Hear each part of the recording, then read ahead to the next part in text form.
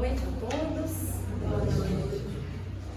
Vamos lá, comentar sobre um assunto que muito perturba a vida das pessoas, que é sobre a insônia. A insônia que acomete as nossas crianças, que acomete a qualquer pessoa em qualquer faixa etária. E que dentro da exposição da noite nós vamos ter também uma ideia de como que espiritualmente esse processo, da dificuldade de dormir, ele se envolve com o tempo. Então vamos entender a parte mais científica da insônia, a parte mais médica, vamos dizer, que nós vamos entender a insônia quando nós temos dificuldade em iniciar o sono, dificuldade em manter o sono, ou quando a gente acorda em algum momento da noite, a dificuldade em retomar o nosso processo de sono. Mas vale lembrar que é comum, é normal, que em alguns momentos da nossa vida nós tenhamos esse tipo de dificuldade. Então, portanto, ela só vai ser considerada como um transtorno, uma doença, quando esses sintomas aqui citados acontecerem pelo menos 3 vezes por semana, num período de no mínimo 3 meses. Aí nós vamos entender que trata-se de um caso de insônia. O sono, a alimentação e a sexualidade compõem os 3 grandes pilares da nossa vida. São chamadas grandes funções fisiológicas, porque dormir é essencial à vida. E muitas vezes, conversando com as pessoas em consultório, ouve-se, eu não durmo, tem 6 meses que eu não durmo, tem não sei quanto tempo. A gente dorme, talvez não do jeito que gostaríamos, talvez não dentro das necessidades que nós temos, mas se não estivéssemos dormindo, alguma coisa muito grave já estaria acontecendo conosco. Mas o importante aqui é pensar na vinculação que o sono traz em termos de critério de saúde. Porque a falta de dormir, ela vai incorrer em grandes problemas para o nosso organismo físico, para o nosso organismo biológico. E quanto menos durmo, mais doente eu vou ficando. Obesidade, doenças crônicas, alteração de humor, alteração da memória, alterações hormonais, diminuição da concentração. Poderia listar aqui várias coisas para vocês entenderem que associadas a estas, a falta de dormir vai nos proporcionando graves problemas. Lembramos também de uma coisa importante. O padrão de sono é muito individualizado. De repente, para mim, 6 horas são tranquilas, oportunas, mas para o Luciano aqui, ele precisa dormir 8. Em geral, no começo da vida, nós vamos dormir muito. Podemos dormir até 17 horas por dia. E à medida que a gente envelhece, o nosso sono naturalmente encurta, junto com o correr da vida, com o nosso desenvolvimento. Mas existem algumas doenças que elas precisam, de uma atenção maior nossa, porque essas doenças provocarão alguns problemas do sono. Por exemplo, a conhecida apneia do sono, que é uma doença tratável medicamente E a gente precisa lembrar aqui, né, que os tratamentos médicos não devem ser negligenciados, porque tudo é obra divina. Não adianta pensar diferente. A medicina, as demais ciências que existem, estão a serviço da humanidade, acompanhadas e mentoradas por Deus. Junto a outras doenças, né, junto à apneia, tem outras doenças. Alguns transtornos entre o processo de dormir e acordar, pesadelos, síndrome das pernas inquietas. Isso tudo precisa ser visto para que a gente possa melhorar a nossa condição de dormir. Mas em muitos casos, nós poderemos analisar sob um enfoque mais comportamental, vamos dizer assim. Quando, em muitos casos, tudo que vai ser dito aqui facilita muito as pessoas que têm uma certa dificuldade de dormir, elas passam a dormir melhor. Então, por exemplo, começarei com a prática de atividades físicas. Nós precisamos pensar nessa grande âncora da vida. Ela vai regular processos físicos muito importantes, emocionais, psicológicos, e elas facilitarão os processos de sono, desde que sejam praticadas em momentos adequados. Porque já se sabe que para muitas pessoas as práticas de atividade físicas, né, vespertinas ou noturnas, são práticas que agitam, excitam ainda mais o nosso espírito. Então, preferencialmente, quanto mais cedo no dia a gente fizer, melhor. Vamos pensar no balanceamento através da nossa alimentação. Alimentação pesada perto da hora de dormir sinaliza para muitos noite mal dormida. Então a gente precisa pensar em balancear a nossa dieta. O nosso cérebro precisa de escuro para poder produzir o hormônio que vai auxiliar no processo de sono. Então eu vou falar um pouquinho da pineal agora, no que diz respeito ao sono, e num outro momento da palestra em relação com a mediunidade.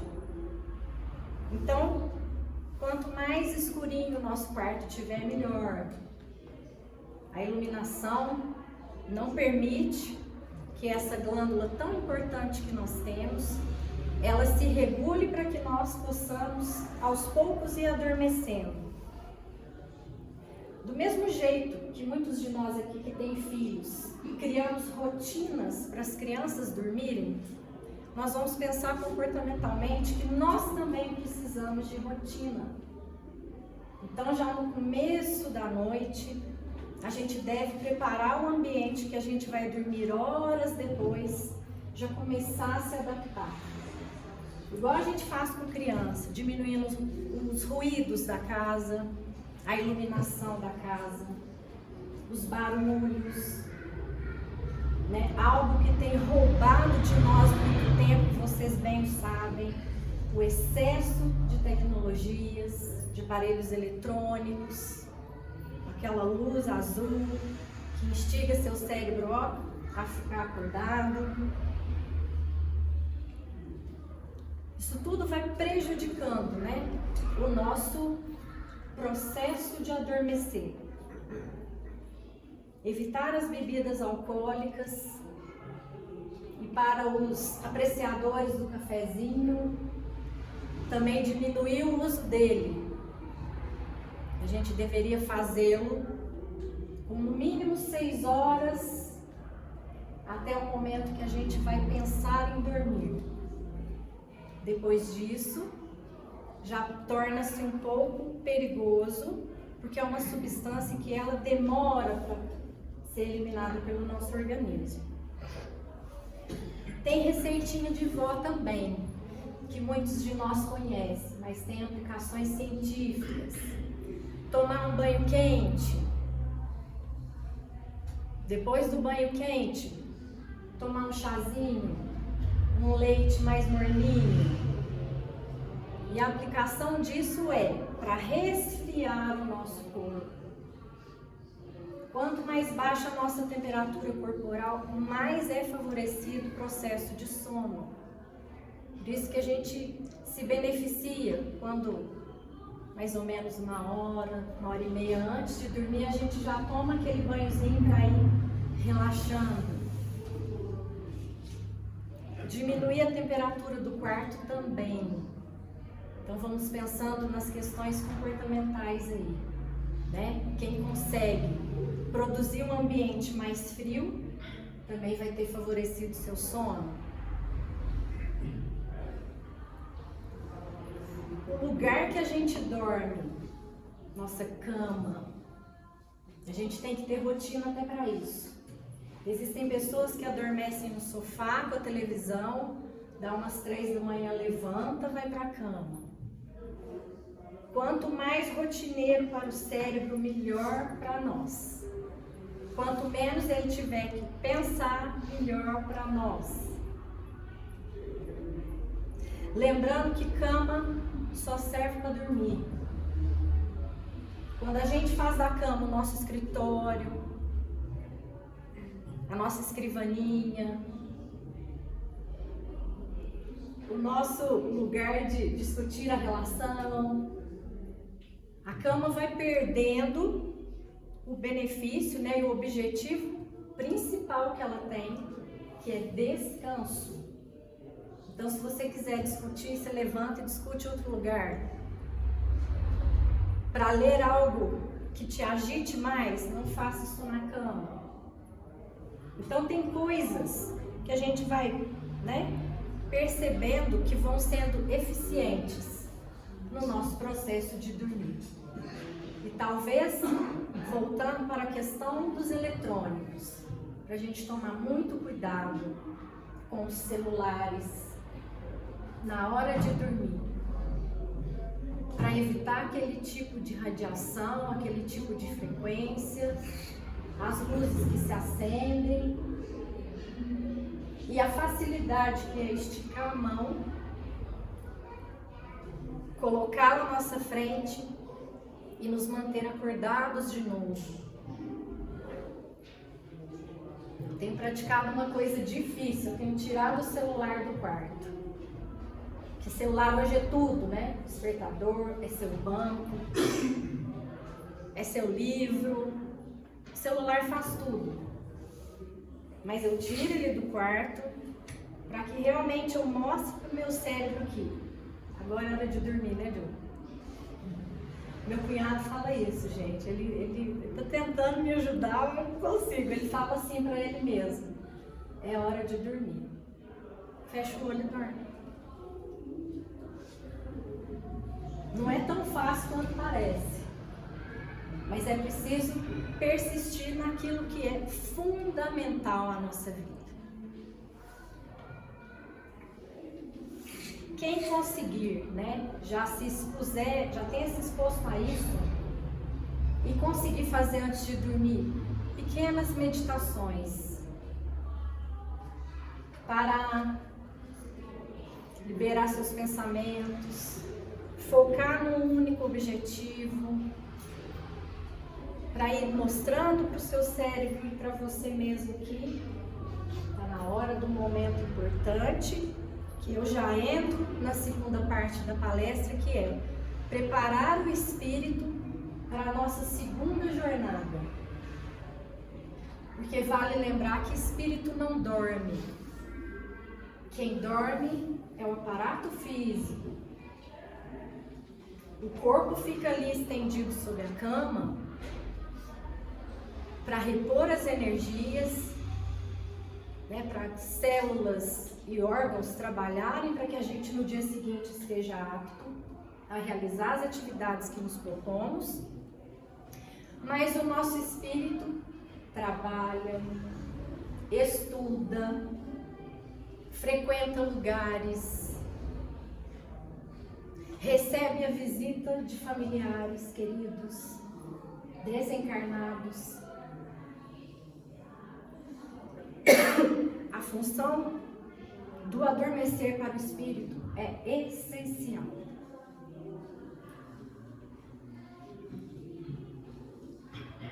No Livro dos Espíritos, capítulo 8 é todo dedicado a isso. Emancipação da alma.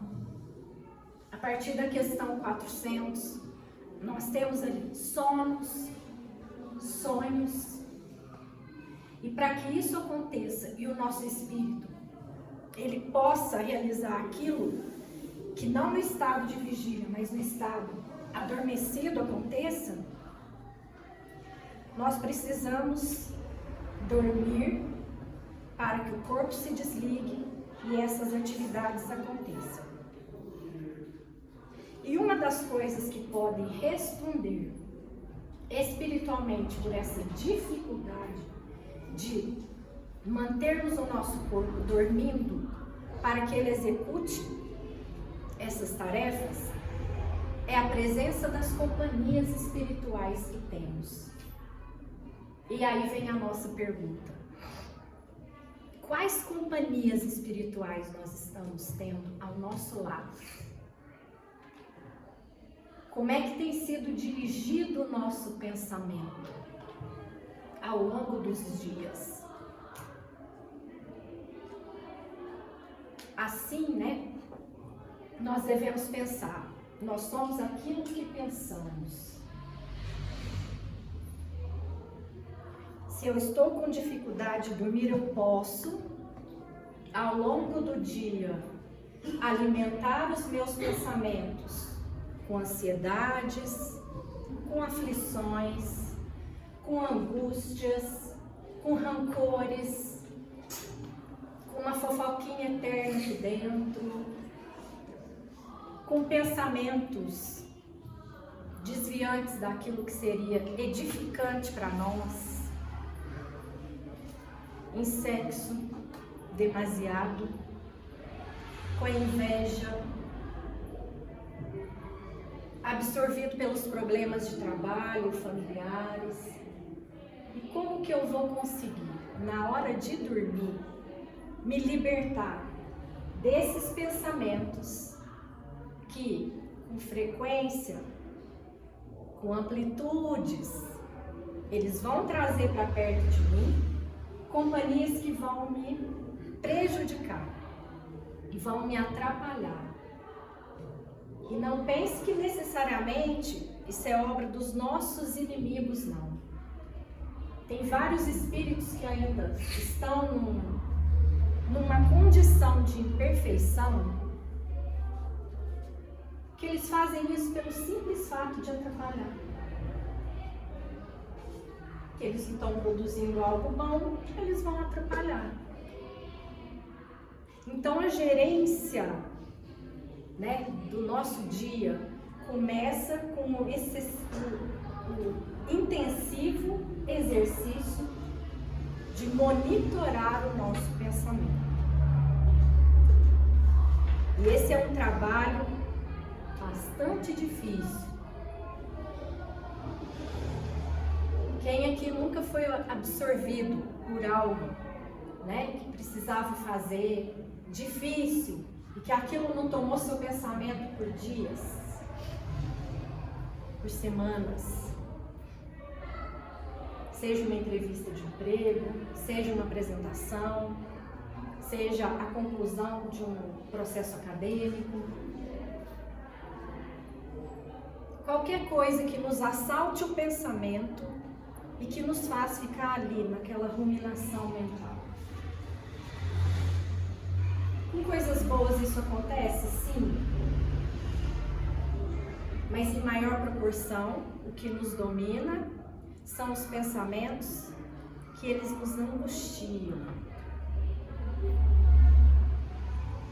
Não é assim que Kardec nos diz?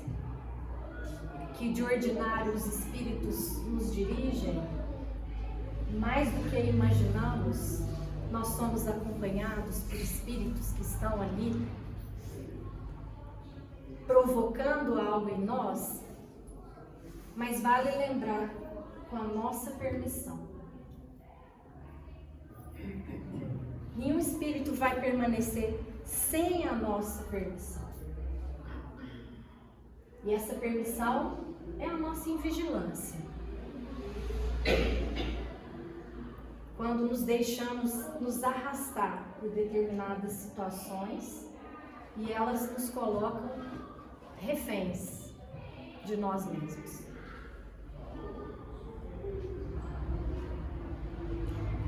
Um outro ponto, né? Uma outra forma de pensar que a insônia nos acomete é através do despertar da mediunidade, por exemplo. O início da faculdade mediúnica não é nada fácil. Tampouco o seu curso, ele é fácil. Pode perguntar para qualquer médium que você conhece. Como é desgastante muitas vezes a forma como a mediunidade afeta a vida das pessoas.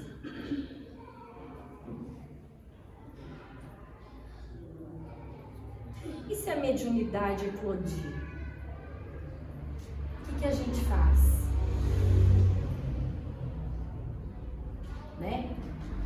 Às vezes a gente está lidando com situações, lidando com problemas de difícil domínio, mas a gente nem sabe a quem recorrer.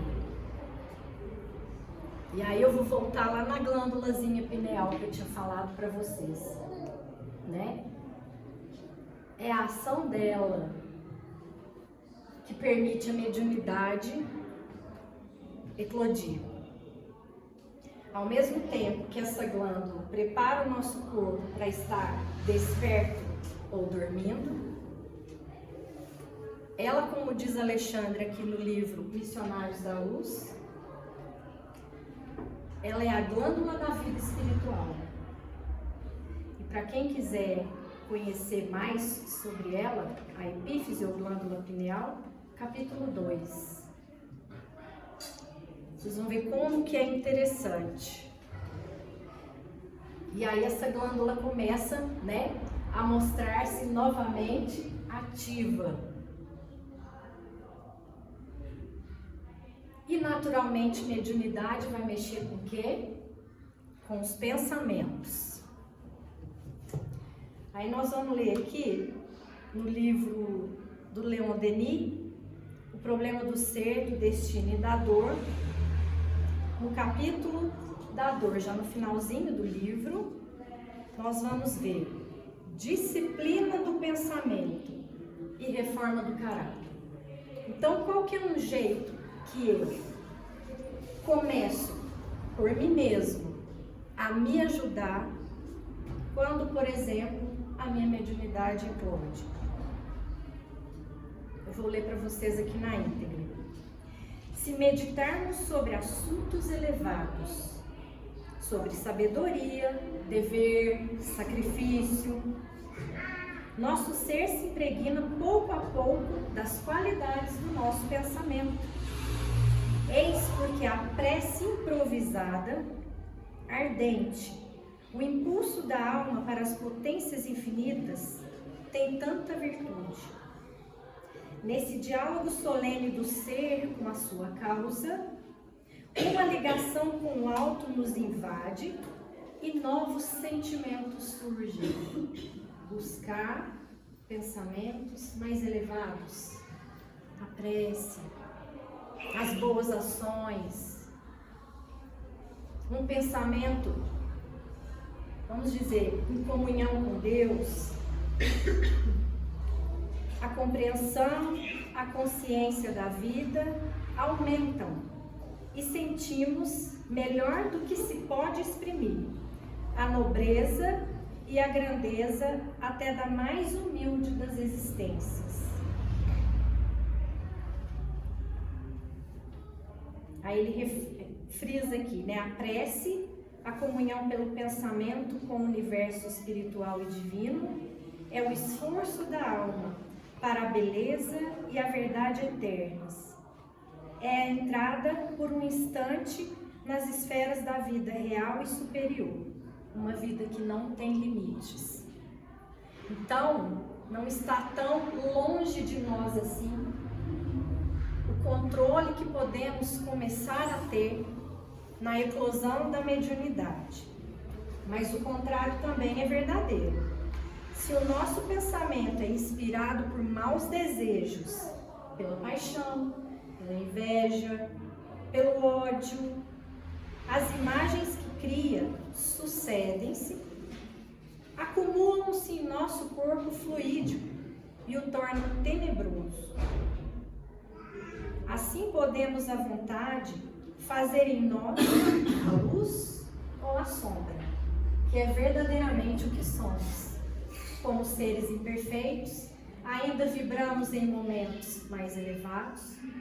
Noutros momentos, nós deixamos a nossa vibração cair. Somos o que pensamos e por essa razão devemos pensar com força, vontade, persistência. A mediunidade é um caminho que precisa ser construído de forma mais coletiva também. E para isso existem, as nossas casas espíritas, que são o início, o pouso seguro das nossas indagações e da forma como nós vamos, aos poucos, conhecendo melhor essa faculdade que nos invade. É um exercício de humildade ser médium, que é serviço, é colocar-se a serviço. Isso não traz grandeza para ninguém. E é por isso que quando a gente estuda o livro dos médiuns, lá está muito claro que a mediunidade de cura, por exemplo, é uma das mais perigosas, porque ela incita a nossa vaidade. E como diz a Márcia aqui, médiuns são devedores, Márcia? Devedores. Não tem nada de lindo, de maravilhoso. É muito bonito, mas é difícil.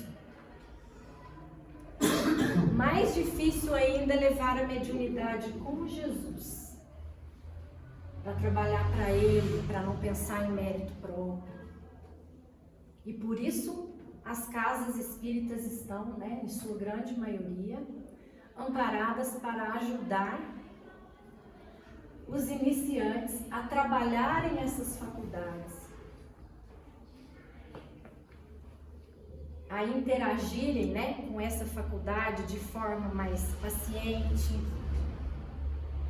de forma menos aflitiva. O que eu compreendo, e acredito que muitos de vocês também, que é difícil e tem horas que você não sabe o que é seu e o que é do outro, mas antecipar um trabalho nem sempre tem trazido bons resultados. Por isso que eu falo que é um trabalho humilde. A gente recebe, aprende, vai desenvolvendo aos poucos, vai se instrumentando e vai interiorizando a ideia, de subir uma grande escadaria, degrau por degrau, dia após dia.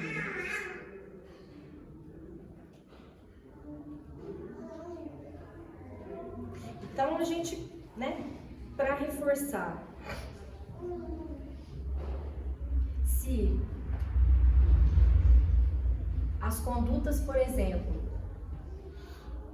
da mediunidade foram seguidas certo, mas ainda assim meu sono não melhora, então eu tenho os caminhos aqui indicados. Procuro uma ajuda médica, que algumas coisas precisam mesmo do remédio, e procuro me melhorar comportamentalmente falando, melhorando o meu dia a dia, melhorando a forma como eu vou levando cada passo da minha caminhada aqui.